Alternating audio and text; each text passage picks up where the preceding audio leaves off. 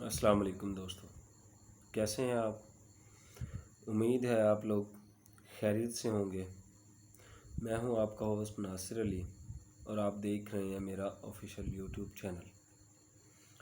दोस्तों, आज का हमारा मौजू है कि रशिया और यूक्रेन जंग में कौन जीत रहा है। जंग चौथे हफ्ते में दाखिल हो चुकी है। चौथे हफ्ते में दाखिल होने के बाद अब ये जंग एक ऐसे मरहले में दाखिल हो चुकी है जिसको हम स्टेलमेट मरहला कह सकते हैं। यानी कि ऐसा मरहला जिसमें दोनों तरफ के जो ओपोनेंट्स हैं वो आके रुक गए हैं। ना तो वो आगे जा सकते हैं और ना ही वो पीछे आ सकते हैं। तो अब जंग एक ऐसे मरहले में दाखिल हो चुकी है, यानी कि रशियन आर्मी ने हमला आवर होकर यूक्रेन पर जितना कब्ज़ा जमाना था वो उन्होंने जमा लिया है।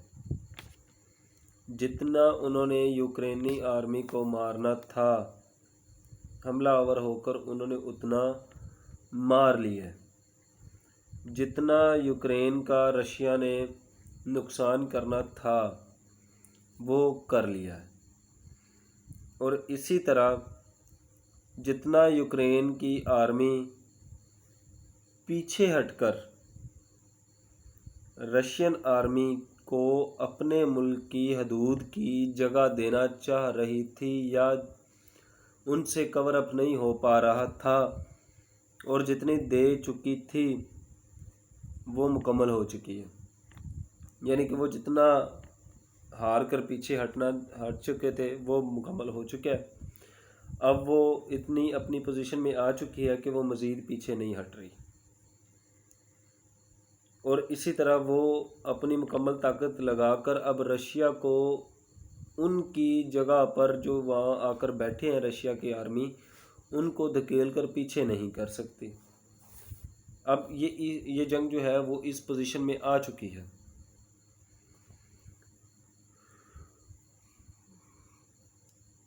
रूस भी अभी यूक्रेन को आगे आकर मज़ीद कब्ज़ा नहीं जमा सकता। यूक्रेन और रशिया में ये जो स्टेलमेट है दोस्तों, वो 3 शहरों में है। स्टेलमेट कहते हैं कि दोनों आर्मी की तरफ से ओपोनेंट और दोनों ओपोनेंट्स की तरफ से एक ऐसा मरहला कि जिसमें वो ना आगे जा सकते हैं और ना ही वो उनको पीछे धकेल सकते हैं। तो ये 3 शहरों में ये स्टेलमेट पोजीशन है। पहला शहर है कीव। कीव यूक्रेन का दारुल हुकूमत है और रशिया ने जब हमला किया तो वो कीव की जानिब बड़ी तेज़ी से बढ़ रहे थे। कीव के शुमाल और मशरक़ की जानिब से रशियन आर्मी आकर 15 से 30 किलोमीटर के दायरे में, मतलब कि 15 से लेकर 30 किलोमीटर के कहीं आगे कहीं पीछे रशियन आर्मी आकर बैठ चुकी है। अब वो ना तो 15 से 30 किलोमीटर मज़ीद आगे अंदर आ सकती है और ना ही यूक्रेनी आर्मी में इतनी ताकत है कि वो उसे 15 से 20 किलोमीटर के दायरे से बाहर निकाल दे। इस पोजीशन में इस टाइम आकर वो खड़ी हुई है। इसी तरह दूसरा शहर है खारकीव। ये भी रशिया का दूसरा बड़ा शहर है और ये रशियन बॉर्डर पर वाक़े है। रशियन बॉर्डर से तकरीबन 30 किलोमीटर के दायरे में है, दूर है बॉर्डर से। तो ये खारकीव शहर में भी रशिया ने हसार लगाया हुआ है, लेकिन वो इस पर कब्ज़ा नहीं कर सके हैं। यूक्रेन की तरफ से यूक्रेनी आर्मी, यूक्रेनी रज़ाकार और आवाम की भरपूर तरीन मज़ाहमत का सामना है रशियन आर्मी को। اس لیے وہ ابھی تک مکمل فتح نہیں کر سکے۔ اس سے تھوڑا سا نیچے آئیں تو ساحل کی طرف یعنی ساحلی شہر ہے ماریو پول۔ اس شہر پر بھی رشین آرمی کو بھرپور مزاحمت کا سامنا ہے۔ ٹھیک ٹھاک مزاحمت کی جا رہی ہے، ٹھیک ٹھاک لڑائی جاری ہے۔ اس ماریو پول شہر کا بھی رشین آرمی نے محاصرہ کر رکھا ہے اور ابھی تک ایز یوزول اس پر قبضہ نہیں جما سکے ہیں، محاصرہ کر کے صرف بیٹھے ہیں۔ یاد رہے یہاں پر خارکیف شہر جو اس ماریو پول شہر سے تھوڑا سا پیچھے ہے، اس شہر پر جب قبضے کی بات ہوئی تھی تو رشین آرمی نے کہا تھا کہ ہم ایک دن میں ہی خارکیف پر قبضہ کر سکتے ہیں، لیکن اب جنگ چوتھے ہفتے میں داخل ہو چکی ہے، لیکن ابھی تک خارکیف پر روس قبضہ نہیں کر سکا۔ ابھی تک وہ اس کا محاصرہ کر کے بیٹھے ہیں، قبضہ نہیں جما سکے۔ تیسرا، ماریو پول بھی فتح نہیں ہو رہا۔ یہ تینوں شہر کیف، خارکیف اور ماریو پول یوکرین کی مزاحمت کی علامت بن گئے ہیں،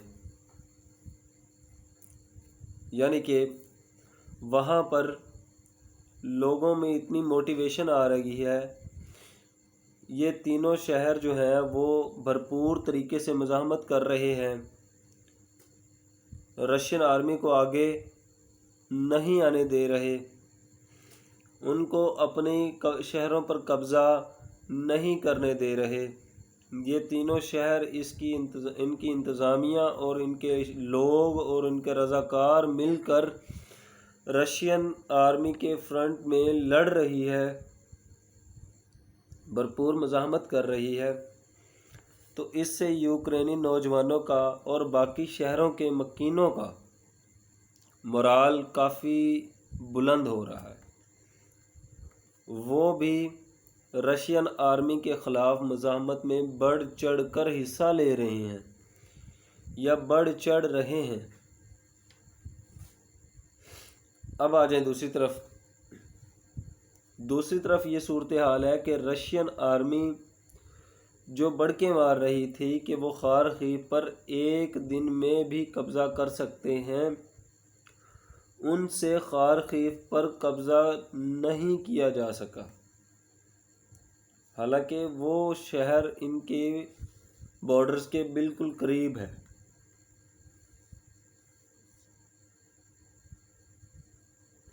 یہ یوکرینی اتنی مزاحمت کیوں کر رہے ہیں، یا کیسے کر رہے ہیں، یا کس طرح سے کر رہے ہیں؟ اس کو سمجھنے کے لیے ہمیں یوکرینی صدر کے اس خطاب کو دیکھنا چاہیے، یا اس کی آپ نے ہیڈ لائن سنی ہوگی، اخبارات میں بھی آیا ہوگا۔ 16 مارچ کو یوکرینی صدر زیلنسکی نے یورپی پارلیمان اور امریکن پارلیمنٹ پر ویڈیو لنک کے ذریعے خطاب کیا، اور خطاب میں جو باتیں اس نے کہیں وہ بڑی ولولہ انگیز تھیں۔ اس خطاب میں یوکرینی صدر زیلنسکی نے یہ کہا کہ انہوں نے امریکہ کے جو لیڈر تھے، مزاحمتی لیڈر، سیاہ فام مارٹن لوتھر کنگ کے جملے جو تھے ان سے مستعار لیے اور کہا کہ we have dreams, we have plan, we have honour, یعنی کہ ہمارے چند خواب بھی ہیں اور ہماری مدد کی جائے۔ ہم پر آسمان سے آگ برس رہی ہے، مسلسل آگ برس رہی ہے، یہ وہ الفاظ تھے جو یوکرینی صدر نے اپنے پارلیمانی خطاب میں، یورپی پارلیمنٹ کے خطاب میں بولے تھے۔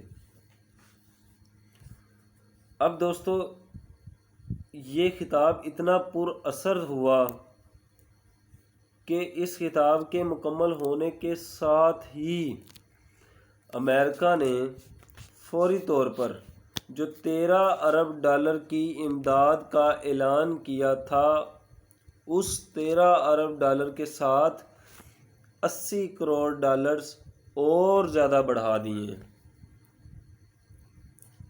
صرف اس کے علاوہ ہی دیکھا جائے، یوکرینی فوج کو بڑی تعداد میں اسلحہ بھی دیا جا رہا ہے۔ امریکہ نے یوکرینی فوج کو 800 سٹنگر میزائلز دیے ہیں۔ سٹنگر میزائلز ایک میزائلز ہوتے ہیں جو کندھے پہ رکھ کے چلائے جاتے ہیں۔ یہ سرفس ٹو ایئر میزائلز ہوتے ہیں جو مختلف طرح کے پروجیکٹس کو اڑانے کے کام آتے ہیں۔ تو ان سٹنگر میزائل سے یوکرینی آرمی رشین طیاروں کو گرا رہی ہے جو نیچے پروازیں کر رہے ہیں۔ تو کئی ویڈیوز میں آپ نے دیکھا ہوگا یوکرینی کیسے رشین جو ہے وہ طیارے اڑا رہے ہیں، ان کو ملیا میٹ کر رہے ہیں۔ اس کے علاوہ 200 کے قریب امریکہ اور یورپ نے یوکرین کو اینٹی ٹینک میزائلز بھی دیے ہیں۔ ٹینک کو ختم کرنے والے میزائلز بھی دیے ہیں، اور وہ ایسے میزائلز ہیں جو صرف ٹینک کو ہی نہیں ختم کرتے، ٹینکوں کو ہی نہیں اڑاتے، بلکہ وہ سرفس ٹو ایئر یعنی کہ طیاروں کو بھی اڑانے کے کام آتے ہیں، ختم کرنے کے، تباہ کرنے کے کام آتے ہیں۔ پھر دوستو یوکرین کو اس کے اتحادیوں کی طرف سے 4 کروڑ راؤنڈ بمز دیے گئے ہیں۔ 4 کروڑ راؤنڈ بمز، اس کے علاوہ 40 کروڑ کے قریب گرینیڈ، مارٹرز اور توپ کے گولے بھی دیے گئے ہیں۔ 200 سے زائد یوکرین کو جدید ڈرونز دیے گئے ہیں، اور وہ ڈرونز ایسے ڈرونز ہیں جو 40 کلومیٹر دور روس کے ٹینکوں کو نشاندہی کرتا ہے، ان پر نشانہ لے کے ایکوریٹلی اسے تباہ کر دیتا ہے۔ یہ ایسی ٹیکنالوجی دے دی گئی ہے یوکرینی آرمی کو کہ اب رشین فضائیہ اگر حملہ کر بھی دیتی ہے تو یوکرینی آرمی کے پاس اپنے دفاع کے لیے بہترین سے بہترین سسٹم موجود ہے، ایسا اسلحہ جس سے وہ اپنے ملک کا دفاع بہتر طریقے سے کر سکتے ہیں، وہ ان کے پاس آلریڈی موجود ہے۔ اتنا اسلحہ یورپ اور امریکن اتحادیوں نے اپنے اتحادی کو دے دیا ہے۔ اس کے علاوہ یہ اسلحہ امریکن اتحادیوں کی طرف سے اس لیے بھی دیا گیا ہے کیونکہ امریکہ اور نیٹو مل کر یوکرین میں کسی قسم کا نو فلائی زون نہیں بنا سکے۔ تو اب ان کا ماننا یہ ہے کہ اگر ہم نو فلائی زون نہیں بنا سکے تو ہم یوکرینی آرمی کو ہی اتنا طاقتور کر دیتے ہیں کہ وہ اس نو فلائی زون کے نہ ہوتے ہوئے بھی رشین ملٹری کو منہ توڑ جواب دینے کی صلاحیت رکھتی ہو یا منہ توڑ جواب دے سکے۔ تو اس منہ توڑ جواب کو دینے کے لیے انہوں نے اتنا اسلحہ یوکرینی فوج کو اور ان کے رضاکاروں کو دے دیا ہے کہ آپ لڑو، آپ دیکھو اپنا کام۔ تو اس وجہ سے بھی یوکرینی مزاحمت کار جو ہیں وہ بڑی تعداد میں بڑے مؤثر انداز میں رشین ملٹری کا مقابلہ کر رہے ہیں۔ ابھی تک اتنی ہی، مزید معلومات بھی انشاءاللہ آپ تک پہنچائیں گے، لیکن وہ ایک دوسری ویڈیو میں۔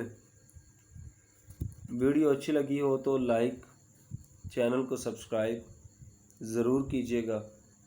اجازت دیجیے، اللہ حافظ۔